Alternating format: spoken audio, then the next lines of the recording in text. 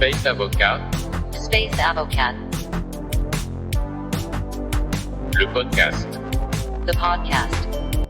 Hello everyone, my name is Numa Isnar and I'm the host of the SPACEAVOCAT podcast, and I'm so happy to meet you today for this new season of the SPACEAVOCAT podcast, starting now as was last week in Bangalore to attend the Bangaluru Space Expo in India, and I had the opportunity to discover a wonderful space scene there. In order to know more about this, I invited Narayan Prasad, who's going to tell us more about this. Narayan, hello and welcome to the show. Thank you so much, Numa, for having me here. Sure, that's an absolute pleasure to have you today. We're going to start by a very traditional question that everybody has to answer basically in this show. What is your background? Oh, my background is kind of very mixed. It's kind of a jack of all, master of none. I began as a mechanical engineer back in India, trying to learn about designing structures for satellites and things like that. But eventually I made my way to Europe, studied in Germany, Sweden, France, all over the place, worked a little bit at the DLR, the German Space Agency in Bremen, and then came back to India, set up a company, a NewSpace company in 2012 called Durant Space that is operational today still in Hyderabad, and then made my way back to Europe in 2017 and started to work on SatSearch. So, and then eventually I also happened to do a PhD in Germany. So, yeah, and since you are also in the legal space, I also happen to be working with many other people and have been involved with the International Institute of Space Law and a lot of the policy related circles, especially here in India. So I've done a mix of everything, touching upon technology a little bit, policy a little bit, business obviously in all of this. So I have a sense for all of these things, but I would not claim to be an expert in any of these. Well, you definitely do have an impressive background, and the very interesting thing with it is that you're capable of bridging both the Indian space cultures and the European one, especially with certain country like France or Germany. So that is very interesting for us in order to better understand what's going on in India. Because, of course, your country is a very powerful space nation, but sometimes less known than what's going on, for instance, in the US or EU. So just in a few words, in order for us to better understand what's going on here, could you describe the organization of the space sector in India? How does it work, basically?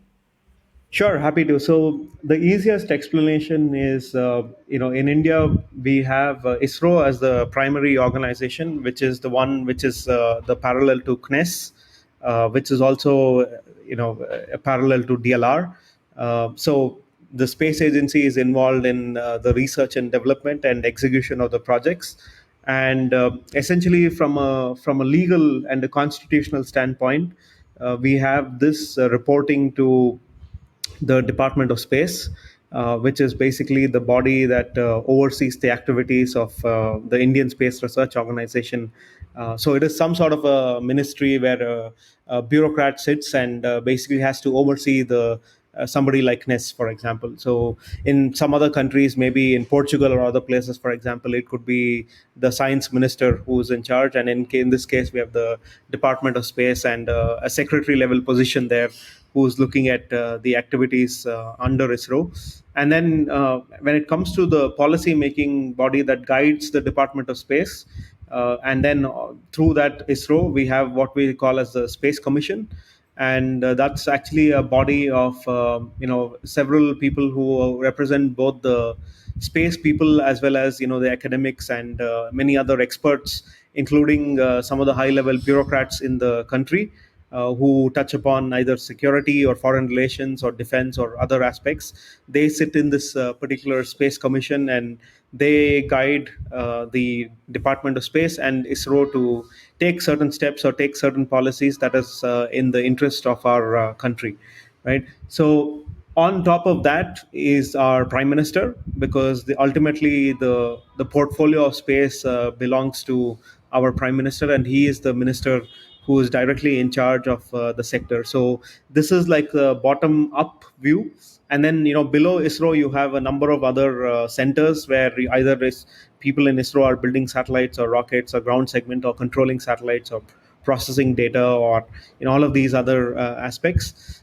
And today, we have two new entities as an addition to all of this in the recent past, which is one, the NewSpace India Limited, which is the wholly owned Government of India subsidiary that is commercializing space assets and services that belong to ISRO, for example. So they are, the commercial wing, we call them. And in case of people wanting to use the PSLV rocket to fly their satellites, or somebody who wants to, rent transponders in India, they have to go to them or procure imagery from ISRO, for example.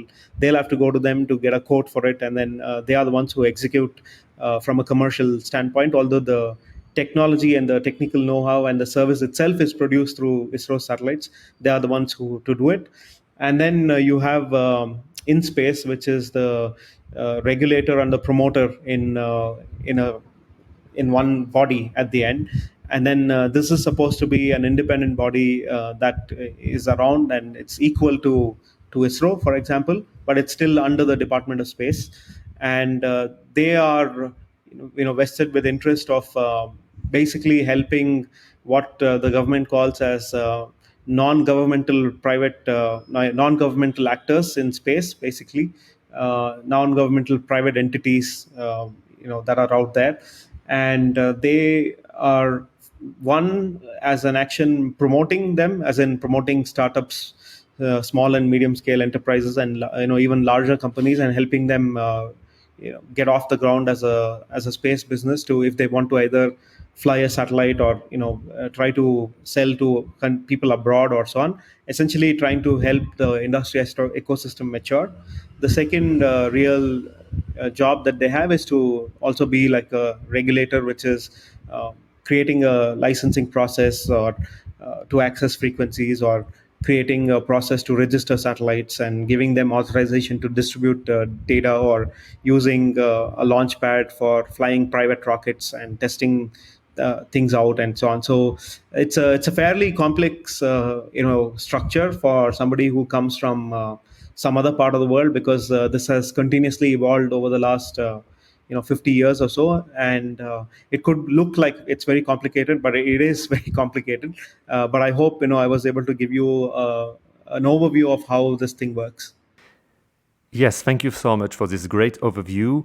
And it's very interesting to notice the very flexible architectures of this institutional landscape. Because in one hand, you have the ISRO, which is more legacy-centric, and then you have all the InSpace and these new organs designed to deal with more innovative or at least new actors, such as NewSpace actors. So this flexibility is very interesting to notice, and its creativity also.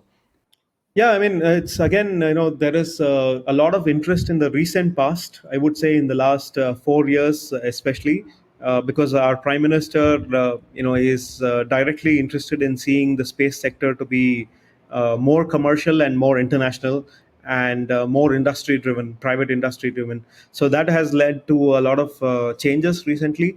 And, because he is the highest minister in the country, for example, and is leading the country, then obviously him taking an initiative in the sector has led to a lot of the upcoming changes. But this is why I would say we see all of these recent changes, because these changes were supposed to happen for the last 15 years or so, but they were never taken very seriously by previous administrations. And I'm happy that the current government in India has taken this up very seriously, and therefore they were able to move these policies very quickly. So I think what will happen in the near future is these structures will again evolve as companies will mature, and they will want to either fly, test their own rockets and fly their own satellites. And we are at this moment where, for the first time in India, you will have private companies trying to launch their own rockets, and also private companies ready with their own satellites. So this has never happened in the last 50 years. So that's why, it's a very critical and a key moment. Yes, I completely agree with you. I was very surprised to notice during the expo how vivid the Indian scene was. Of course, there was ISRO at the center of the stage, but I saw a lot of startups, Indian, of course, willing to share their products and their vision of the market. And talking about this, it could be interesting to know more about the agenda of the space sector of India. What is the agenda both for domestic market and for international? Because we saw a lot of startups also willing to have an outreach to international investors, but also international clients. It's for both because, in the domestic market in India, there has already been industries and industry partners working with ISRO for the last 40, 50 years. Companies like L&T, Godrej, and a few others have worked for a very, very long time. So I would segment the industry into two parts. So one is legacy companies who already are embedded into the Indian Space Research Organization's ecosystem. So either trying to build satellites or rockets for them. And one of the key developments that happened there, just last week is for the first time, I think about 10 rockets have been now handed off for the private sector to build and launch by themselves. So this is an order value of roughly about, in euro terms, I would say it's about 100 million, if I'm correct.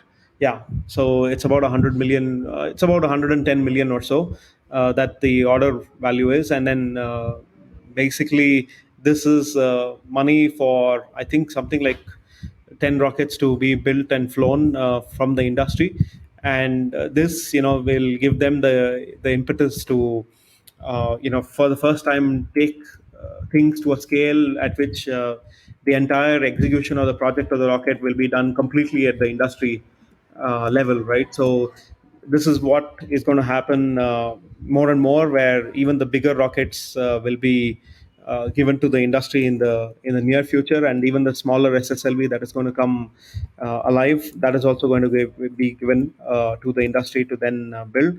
And then with that, so just as a correction, I think it's 5 rockets, not 10. From my previous comment. So that is one way of encouraging industry, because you now are handing off this kind of production to them. And the same thing was already tried in the satellite space, where satellites were assembled by the industry. But I think that was where the industry supplied more of labor and not infrastructure of the industry itself. But I think in the near future we might see that as well, that the industry locally will be asked to manufacture those satellites. So, but then the difference here is that most of the IP comes from ISRO itself, and they're simply handing off the production and the AIT and the quality control process, so that the industry can simply follow it and assemble it for them. But I think that's the legacy space. You could call it old space of India to a large extent. And what is happening in the new space is more companies like Pixel or Digantara or Satsure or Azista BST and all of these other Skyroot and Agnikul and so many of these companies, trying to come up and build their own rocket satellites or parts to a large extent, where they control the IP by themselves, and ISRO may not be their customers at the moment. And then they may look at either establishing a product or a service that they can sell both locally and internationally at the same time. But I think their focus mostly will be global markets, so that they can also start integrating themselves into the global supply chain and the global marketplace to a large extent, and the global demand that there is. And so that's a completely new and what we call as new space in India. And obviously this is a lot more risky, because you are not really driven by demand that is coming from within ISRO itself. But maybe if they show their capabilities and capacity and prove that they can also build something that works and that has users, there may be an attitude change in ISRO to also start procuring new space related things as well. But this is more or less the high level overview of the two things. Sure that the innovation supply chain switch from a very vertical approach to a more horizontal one with the emergence of these new space actors. And as you mentioned, it's very important for them to have a grasp on IP rights indeed. Also, they are now in a lot of diverse segments like Earth observation, launchers, data, etc. But in order to deliver services and products, first you need to find clients and at least know what the demand is. And before that, the initial step is indeed having finance. Regarding the financing issues, how is India on this? What is the financing side of the space sector in India? Sure. About 10 years ago, when we started the NewSpace company, Dhruva Space, there were almost no investors who were interested, or even critical mass of investors was not really around in India for such deep tech, space tech kind of investment.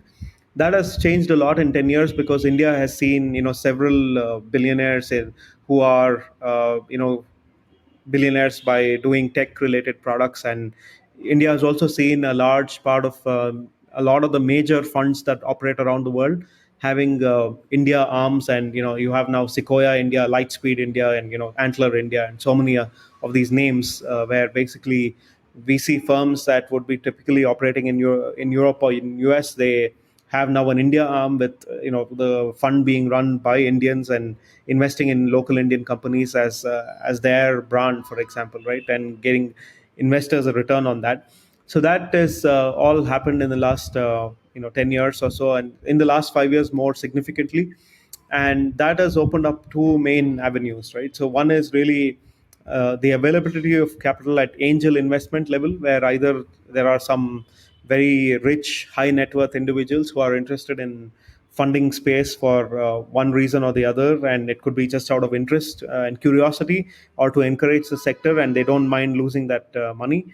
And then there is the early stage seed and the Series A capital that is available. And so there is a lot of funds in India that are in the range of between 20 and 40 million dollars, I would say. And typically these funds, they try to deploy about 2 to 3 million, or between 2 and 4 million as check sizes to a lot of the companies as a part of the fund, so that they have about 10 companies in that fund that are funded then. So which means that basically there is no problem for a lot of the companies to raise at least the first $5 million in India at this point of time. And that means that you can actually have some innovative ideas and get some traction within the local investment ecosystem before you really think about achieving some scale. So I mean, anyways, about 5 million is not that small a money in any case. It's still a significant amount of money for funding some level of product or technology development that can happen. But the challenge really in India is, where do you get the check sizes above 5 million typically, and where do you get to raise about 10 million, 20 million, or 50 million, or even 100 million. So you don't really have that investment appetite at that levels yet in the space sector.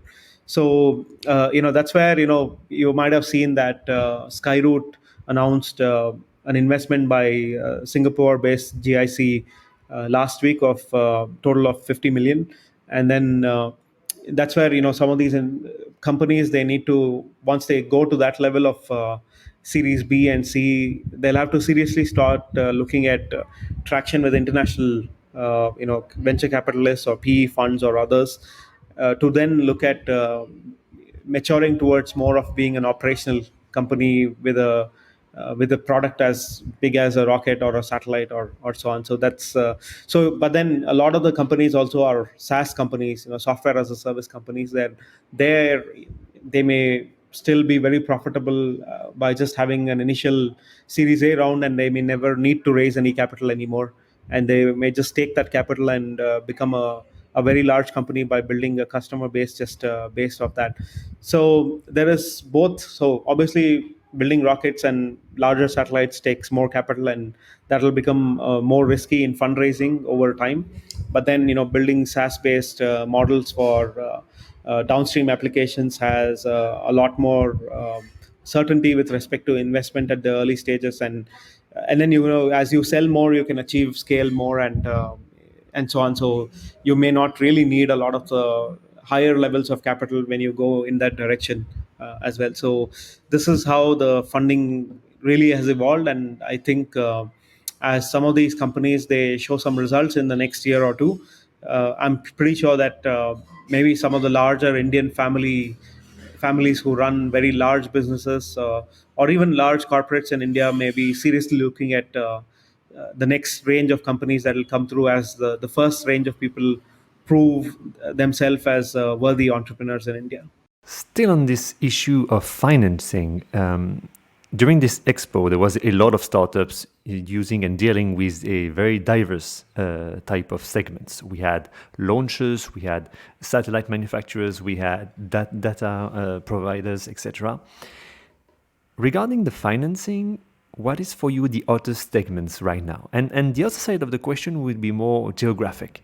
In France, for instance, you have cities like that are really space cities. For instance, Toulouse, indeed, that the core of the French and somewhat the European space industry. But also you have cities like France, like Bordeaux, or like the Côte d'Azur area. Is that the same for India? Like, for instance, Bangalore is, of course, the absolute center for space activities in India. But are there other cities competing with it? Yeah, I mean, absolutely. So the hub is Bangalore, of course. I mean, you could consider Bangalore as almost like Toulouse, maybe, where you have almost every other thing in France, and then you have Paris, and you have whatever, Nice, and many other places, I would say, as well, right, where there's something or the other that is happening to a large extent. With respect to your first question, I would say at the moment the funding is a little bit balanced between upstream and downstream to a large extent. The thing is, we had a lot of interesting upstream companies come up in the last 4 or 5 years. Companies like Skyroot and Agnikul got funding for the rockets. Companies like Bellatrix and Manastu got some funding for thrusters, for example. Azista, it is owned by a family, and basically they funded the venture by themselves, so they didn't need outside capital with respect to venture capital and so on. But then you had also companies like SatSure and Numerate and so many others that are there. Blue Sky Analytics. So they're all downstream companies, and there you have certain VCs participating as well. From what I can see, I think from the point where we are in currently, there is going to be a lot more investment that is going to happen in downstream companies in India. That is because most of the market, as well as most of the revenue and the scale, can be achieved much more easily in the downstream segment rather than the upstream segment. So I see that there's some very interesting companies that have been working on satellite-based applications. I met another company that was working on GNSS receivers, for example. Very interesting and very unique products to a large extent. So I think in the coming days, what will happen is also because this is software and people understand software a lot better in India than other places. So I would expect that in the coming 3 or 4 years, almost 75% of the investment will go into the downstream segment in India. That's because the life cycle is much faster, and the certainty for investor is much more, and the scale at which you can operate and the scale at which you can outpace the growth year on year is much faster for downstream companies. And it's very close to the end customer, and you can go on to create several billion-dollar worth companies in the downstream, and it's very hard to achieve that in the upstream, given how small the upstream is globally in the global market. And that's my hope as well, that we will see a lot more companies that will participate in the downstream in India in the coming years as well. With respect to the locations, I think there's few locations that will always drive the space industry ecosystem. Bangalore will take, I would say, about 60% of all of the companies, and all of the innovation in India will happen within the Bangalore region. Closely next to it will be Hyderabad and Chennai, which are two big cities again, and you have some companies operating out of those places as well. And then I would say there's some interesting companies that will always be coming out, and they are present in places like both Mumbai and in the Delhi region at the end. And so these are the 5 cities I would put my eye on, because I would say among these 5 cities you will have 95% of all the action that is going to happen in space in India, especially with NewSpace. You mentioned earlier in the interview that you had a background in law and policies. Of course, for this podcast, that's very interesting because, as you know, we have a legal twist within.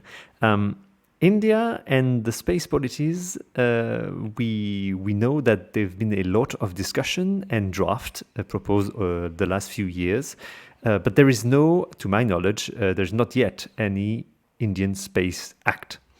What is the current status of this work? Are we still on the policies drafting process, or is there any work regarding a space regulation framework, the space regulatory framework, the one we can see in France or in the US, for instance? Yeah, this is again, the dialogue for the space policy and space law has been happening for many years now. Actually, it may be going back about 20 years. Actually, so since the first people who advocated for this, at least from the academic side, were around. But I think more seriously, the government wanted to see some action in the private sector outside of ISRO and the ISRO supply chain to really, have that catalysis moment to create this sort of a space policy and law, right?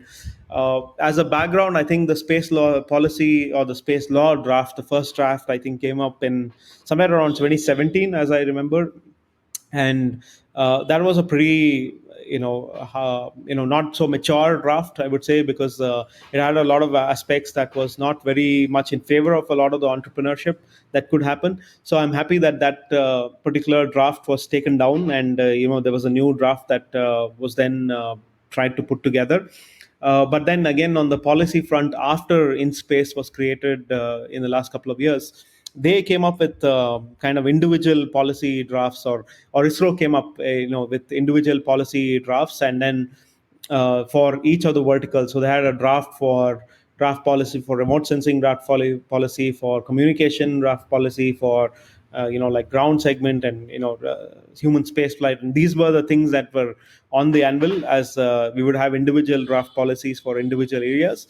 Could have been interesting as well, but then it was not really accepted by the government that we would have all of these individual space policy drafts that are vertically dependent. And essentially, the Space Commission and the government, I think, wanted to see one high level space policy that would be more in the spirit of encouraging entrepreneurship, rather than having to go into detail for each of the verticals and having individual policies. So that is now taken into place, because the last 1.5 year has been about the discussion internally between stakeholders on looking at that.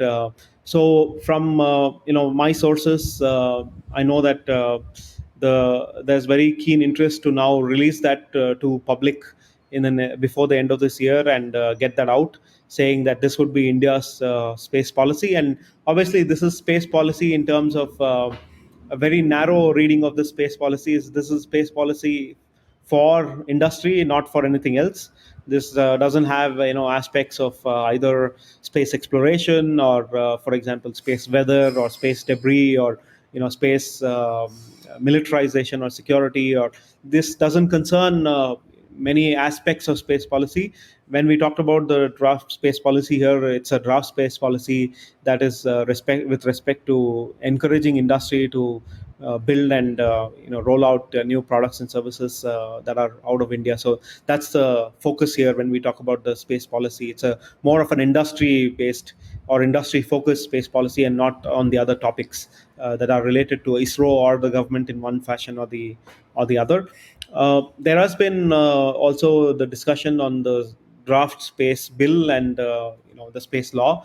I don't think it will be passed anytime this parliament. I'm not really sure if we have enough going on within the bureaucracy that will see that be tabled in our parliament this winter session. So, but not sure, anything can happen in a country like India. So let's see if they are able to then move that across in the parliament and have that bring up to vote. So this is the progress. So I would expect that the space policy will be out by the end of this year, but the space law may be going into trickling down into the next year. What would be really interesting here is that the draft space law, eventually what I'm really hoping for is that it will give sort of a constitutional authority to InSpace, because right now, from I think a purely constitutional points of view, I don't think so there's any kind of constitutional mandate for InSpace to assume like a default regulator status yet, at least in my reading. So if they are able to then make a sort of a InSpace bill or an InSpace law, like we had something for our telecom regulator TRAI in India, then it may be very interesting, because then InSpace will get a real constitutional legitimacy in that sense, and then that can possibly empower them to become truly a regulator in the sector in one form or the other, and hopefully that will lead to them having complete sort of independence and not going to other government ministries and so on, and then basically having to bring them into their organization and creating this single window system for everything that there is. So I think all of that may take another 1 or 2 years in time. It's always a challenge to find a correct balance between first the over-regulated extreme, where basically the law and the regulation are preventing any action in the sector, and on the other side, a too loose environment where actors are not really aware about what they do or what they can do.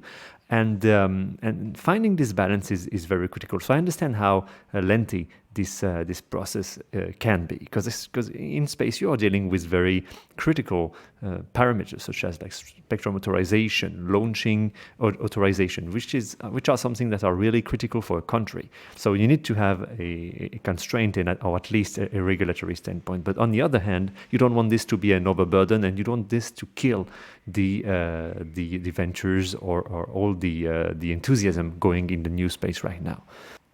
In any case, we're going to follow up on this topic, of course, with India and regulation, but more generally, the Indian space scene.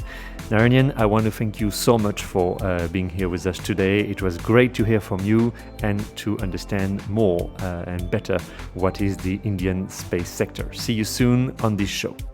No, thank you very much for taking the time, in visiting India, and I guess getting to learn what is happening here. I hope you have good things to share with people in France and in Europe as to what you saw. And, thank you again for giving me an opportunity to be a part of this series and bringing me on as your first guest.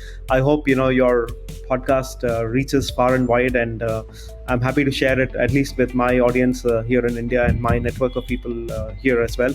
So good luck, with the rest of the series that you have, and I hope to catch up with you in one of the future events.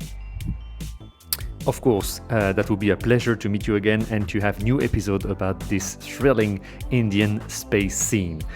Thank you for listening this new episode of the SPACEAVOCAT podcast for this new season. I hope you enjoy it. If you enjoy it, feel free to share this episode with everyone you know. Also, send me some comments and feedback if you want, and indeed, see you soon. Si vous souhaitez obtenir de plus amples informations sur ce programme ou si vous avez besoin de services juridiques, vous pouvez contacter le Dr Numaisnar par courriel à l'adresse contact@numaisnar.com.